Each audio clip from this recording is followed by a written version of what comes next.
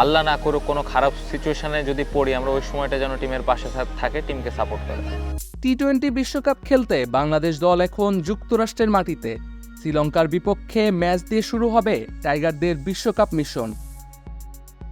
তার আগে আগামী 1 জুন ভারতের বিপক্ষে প্রস্তুতি ম্যাচে মাঠে নামবে নাজমুল হোসেন শান্তর দল। গতকাল যুক্তরাষ্ট্রের বিপক্ষে প্রথম প্রস্তুতি ম্যাচ ভেসে গিয়েছে বৃষ্টিতে। তারপরও বাংলাদেশের আশা ভারতের বিপক্ষে পরের ম্যাচটা খেলার। লাল সবুজের জার্সিতে বিশ্বকাপের মতো মঞ্চে প্রথমবারের মতো অধিনায়কের দায়িত্ব পালন করবেন শান্ত। চলতি বছরেই পূর্ণাঙ্গ মেয়াদে দায়িত্ব পেয়েছেন তিনি, আর প্রথমবারেই যাচ্ছেন বিশ্বকাপে, যা টাইগার অধিনায়কের কাছে গর্বের। আর নয় ড্যাম্প ওয়ালের সাথে toxic relation. Berger mister expert damp গার্ডই সঠিক সলিউশন। বিসিবির প্রকাশিত ভিডিও বার্তায় আজ শান্ত বলেন, আমার মনে হয় প্রত্যেকটা ক্রিকেটারের এরকম ড্রিম থাকে যে প্রথমে দেশের হয়ে প্রতিনিধিত্ব করা, অবশ্যই।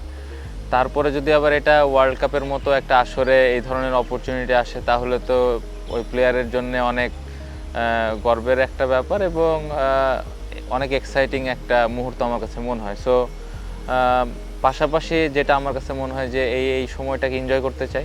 শান্ত অবশ্যই জানালেন নিজের লক্ষ্যের কথা।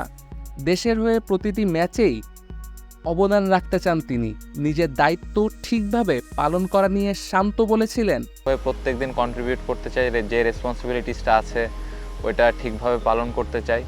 নিজের ফর্ম ফিরে পাওয়ার পরেই শান্তর কাঁধে চলে আসে অধিনায়কের দায়িত্ব।